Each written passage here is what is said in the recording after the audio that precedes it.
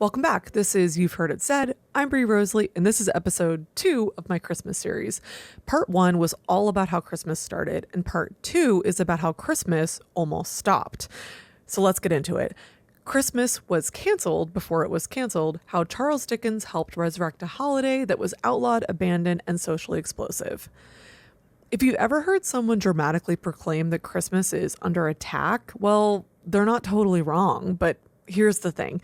Christmas has been canceled before, multiple times, by actual governments, with fines and arrests and riots. Yes, full-on Christmas riots.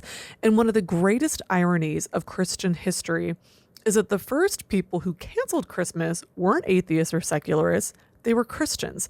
So before we blame Starbucks cups or cable networks for ruining Christmas, we need to talk about the centuries when Christians willingly shut the whole thing down. Because the story of how Christmas came roaring back includes class conflict, street mobs, and one Charles Dickens who was quite literally trying to change the world. This is how Christmas almost disappeared and then got completely reinvented. For the first few centuries, Christian leaders were suspicious of birthdays altogether. Remember from part 1, birthdays equaled pagan indulgence, not spiritual discipline.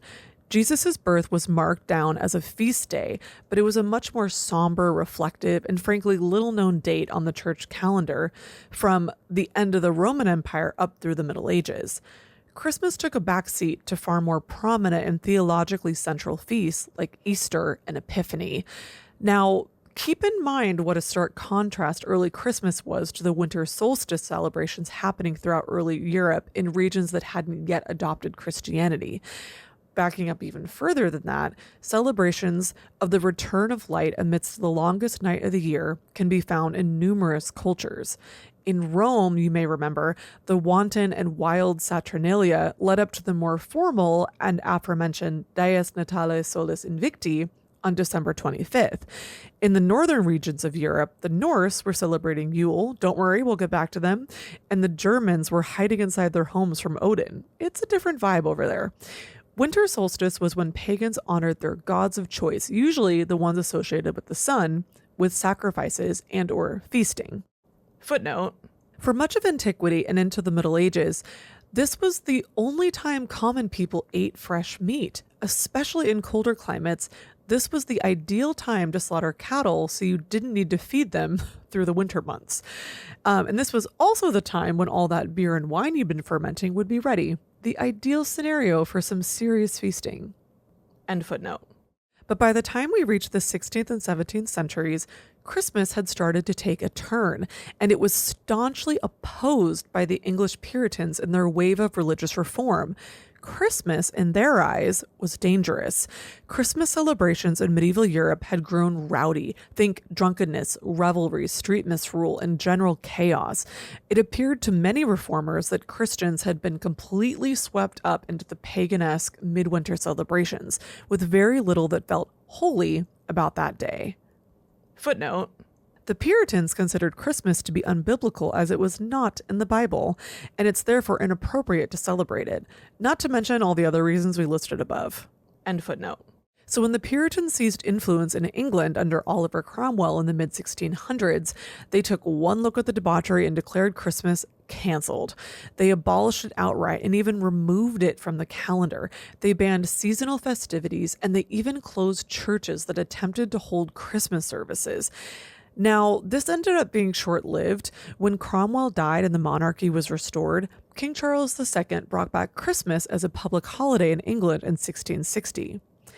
But across the Atlantic, the Pilgrims were even more orthodox than Cromwell's parliamentarian Puritans. Footnote: when you think Puritans, think Mayflower, escaping persecution for being too religious, the Crucible, Scarlet Letters, Salem witch trials, and the like.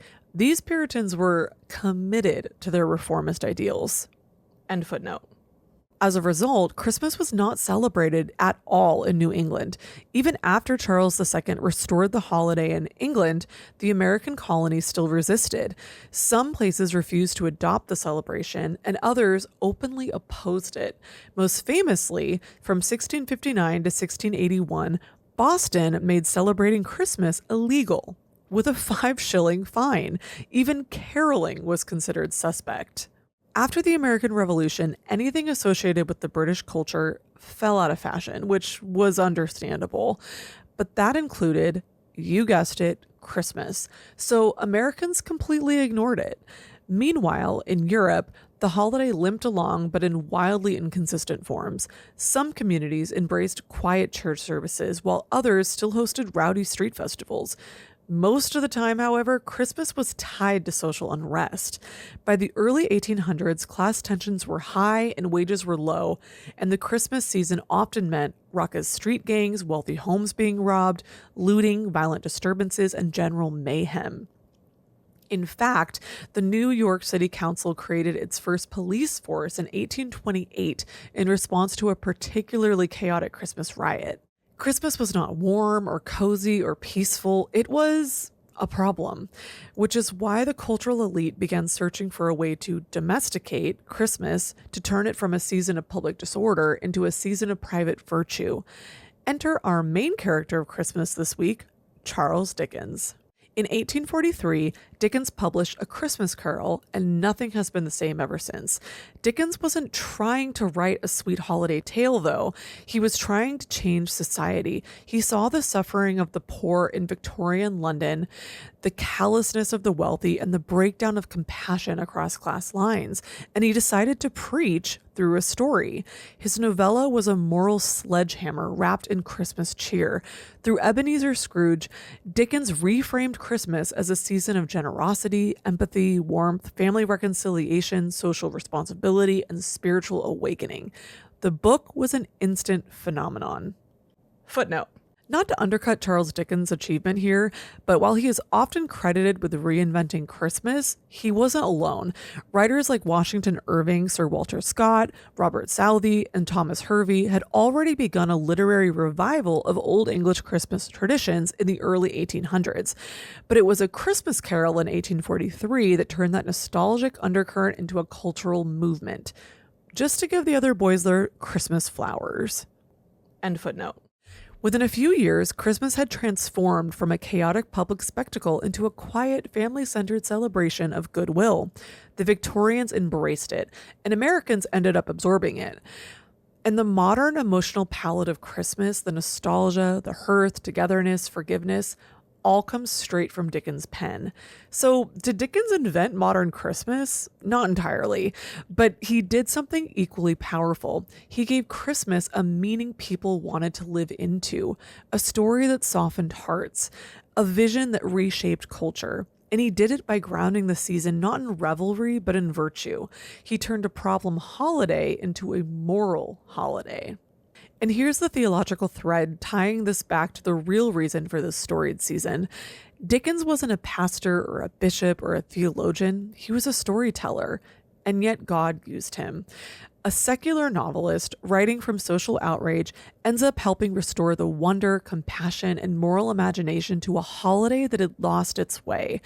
Even when Christians themselves had abandoned Christmas, God used Dickens' imagination to prepare a cultural landscape where Christmas could point toward hope and redemption.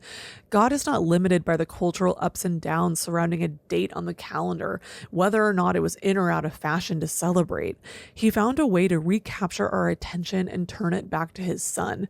It was undeniable that Dickens' story captured a longing in the soul of the downtrodden. But Dickens didn't invent that longing. He simply wrote a story that touched a nerve that was already there, and God used it. Thanks for listening to episode 2 of my Christmas series on You've Heard It Said. Up next, the unexpected architect of modern Christmas, the surprising story behind why most of Christmas looks, well, German. So make sure you follow along with the show so you don't miss out on episode 3, and check the show notes if you want the written version over on Substack. I'll see you next time. Thanks for listening.